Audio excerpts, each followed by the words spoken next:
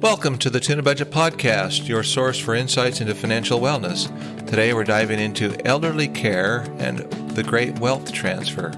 At Tunabudget.com, home of the Tunabudget worksheet plan and candid conversation memos, we offer resources that simplify budget life planning. We encourage discussions about real-life challenges affecting our finances. Don't forget to submit your candid conversation memo at Tunabudget.com. Let's get started. Wealth transfer and elderly care. There will be a grand shift of wealth. In the United States, the baby boomer generation holds tremendous wealth, and the generation is passing away rather quickly. Assets will be transferred to the next generation, and that process will be interesting to see, and likely a bit challenging. So let's take a close look at some of these potential challenges and explore ways to consider how this transfer process might affect you. Differing and conflicting ways to care for parents and disburse assets. That's the first subject. Children, or as siblings to each other, are the likely beneficiaries to the estate or assets of an elderly parent or parents after they die. The baby boomer parent may have assets held in trust, such that upon death, the assets will be distributed to family members. Siblings are naturally concerned about the welfare, their wants and needs of the aging parent, but they may very well be understandings and capabilities that conflict with everyone's part in caring for the aging parent and the interests of the underlying assets. There are stories of where injustices may have been waged in the distribution of assets to surviving family members, etc. Besides losing a loved one, which is hard enough, family members can also be wrapped up in the distribution of assets, the timing, the accounting, etc. So people may be rightly concerned, and everyone may have different expectations or their abilities to cope and the uncertainties as to the timing and so forth. This may be a challenging experience. Acknowledging the various needs of the stakeholders, all the family members, whatever, and preparing with open communication may be key to a smooth transition.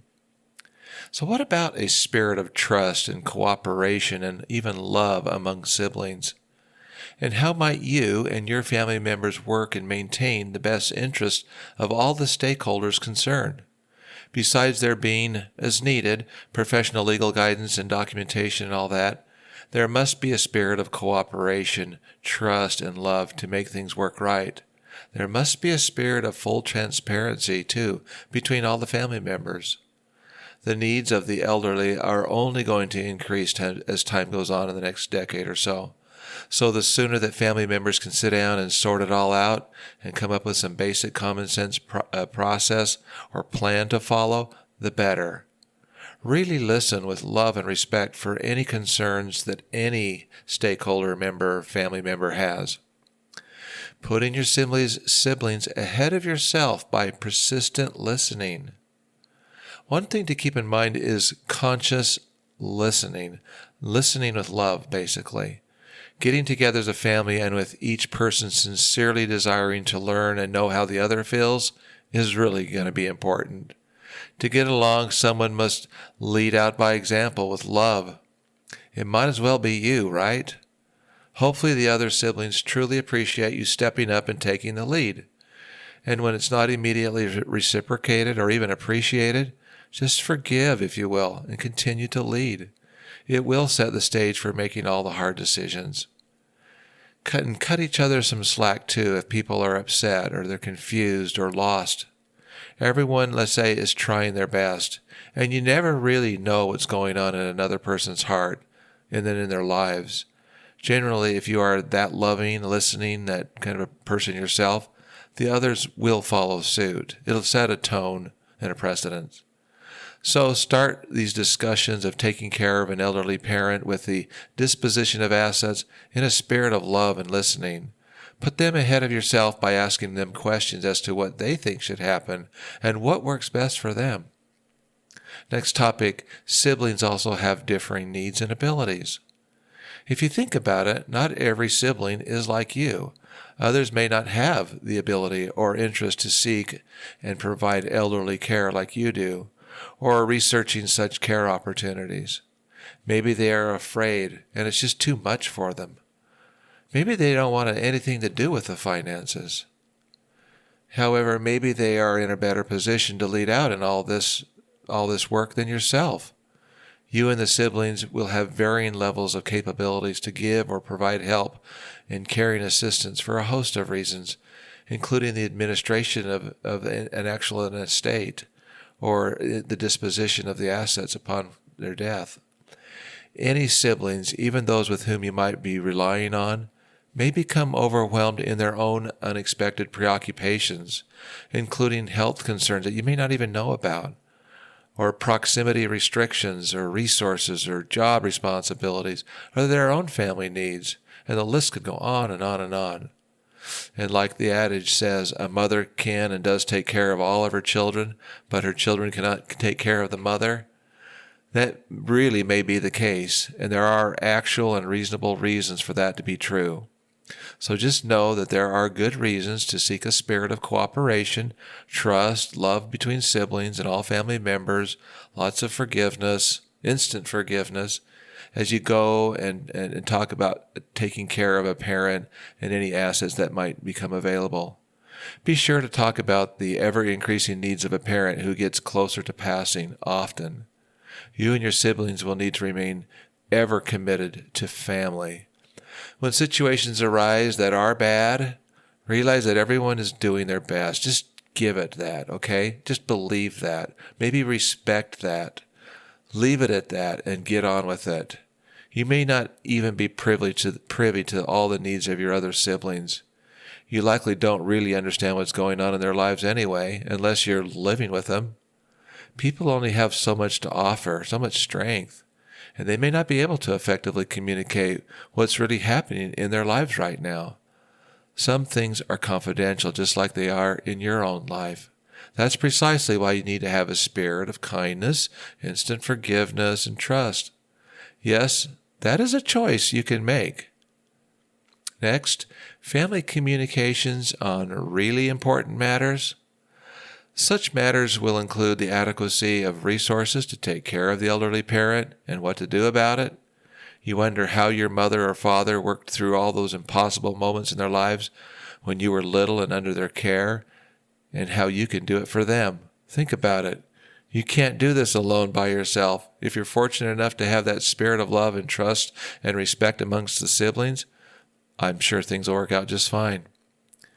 If you are legally in charge of your parents' affairs, be completely and overly transparent with the other siblings and potential beneficiaries of the parent's estate or assets. Ensure each sibling has a clear understanding of what the ramifications are in any legal documents or procedures. Be proactive in reaching out.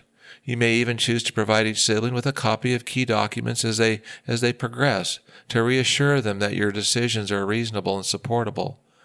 As events do happen and as things change, be sure to keep everyone up to date on a regular and consistent basis, even if there's no real update. Let them count on you for full transparency.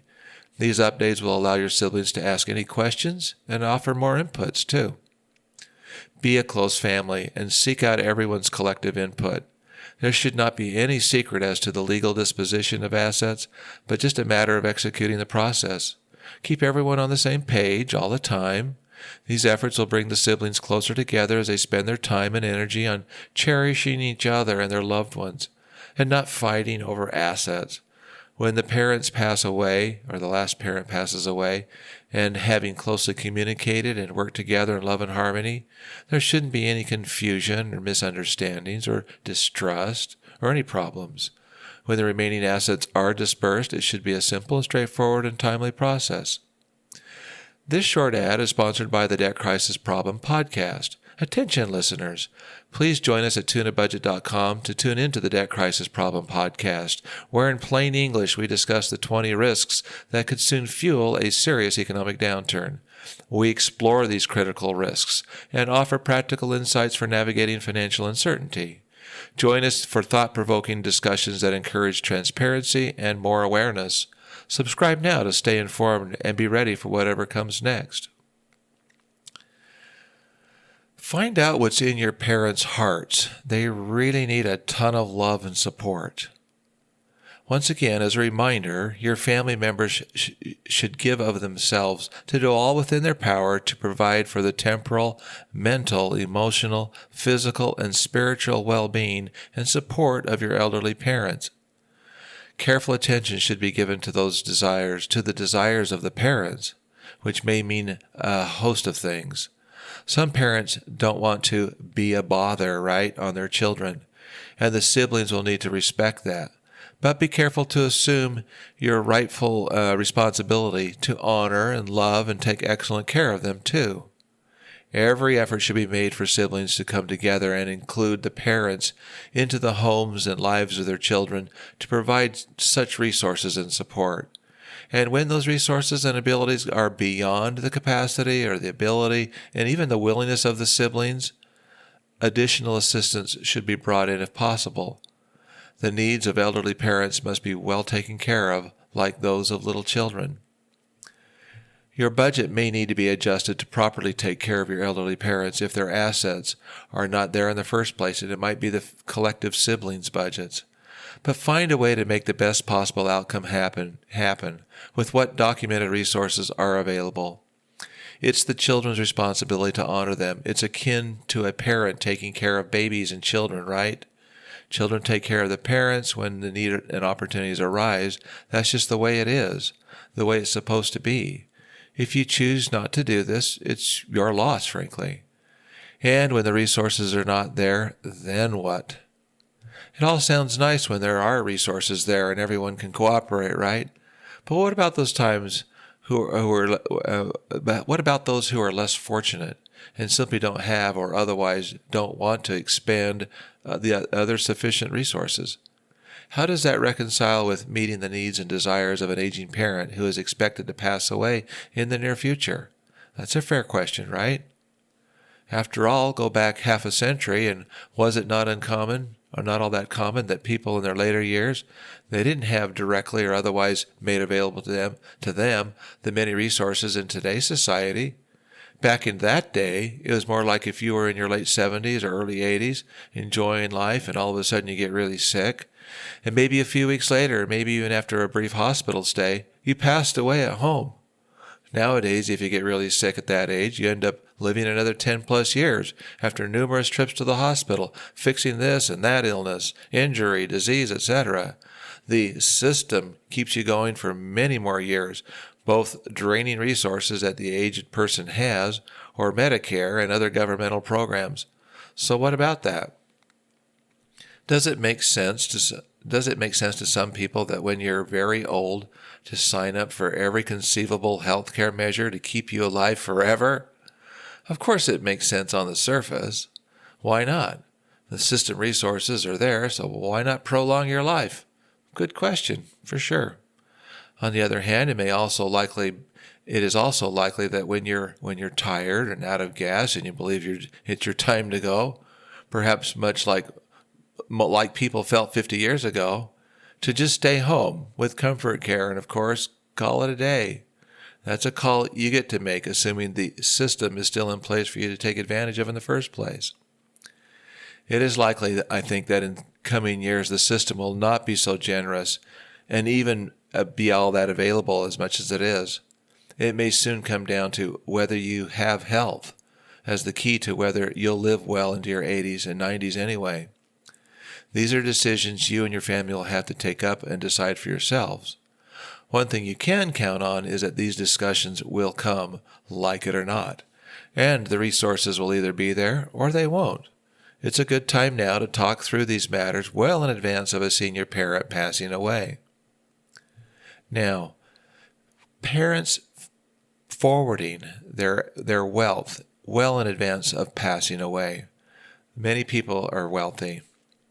And what about these parents forwarding some of their wealth or a lot of their wealth away way before they pass away? Many elderly parents, like I said, are well off financially, and those resources should be used for their own care if the elderly parents so desire it. Great. Great solutions, though, start with a sincere desire. Some parents, however, may want to forward precious resources to their children well before their most senior years. And for those not as well off, may still opt to forward their wealth by reducing the level of outside care and even live with their children. These approaches and others may be in the best interest of the aging parents, their children, and even the grandchildren. Think about it. Frankly, it is quite doubtful that a senior parent is ever going to give up the standard of living he or she is used to. We know that. They don't understand how much any help can mean to their children, especially if there are needs. They just don't know that their children could really benefit. So senior parents will hold on to their assets and wealth until they die, and forfeit the grand blessings that could have been given to their posterity sooner. To transfer senior wealth years before one might normally pass away may present challenges, but this idea that should not be ignored either. The greater the wealth, the more abundant the opportunities to share.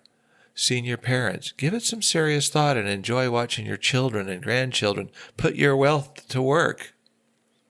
Okay, I have several candid questions for you. From a scale of 1 to 10, how well prepared are you to effectively take care of an elderly parent and manage, as a family, any estate or the disbursement of assets? Is there a spirit of contention among you and your siblings? Is it possible somehow for there to be a spirit of cooperation, trust, and even genuine love between you and your siblings as you take care of your senior parents? If you decide to lead out with the proper example in handling and managing a parent's overall well-being, will your siblings follow along? To you senior parents, are you willing to share or distribute most of your wealth much sooner, or well before you're expected to pass away? Why not? Give it some serious thought. Thank you for joining us today. We explored elderly care and wealth transfer, highlighting the importance of open conversations in financial wellness. We want to hear from you at Tunabudget.com. Submit your candid conversation memo and share your insights.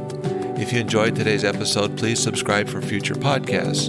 Until next time, visit Tunabudget.com for your free Tuna Budget Worksheet Plan, the most powerful budget worksheet plan in the world, yours. Thanks again.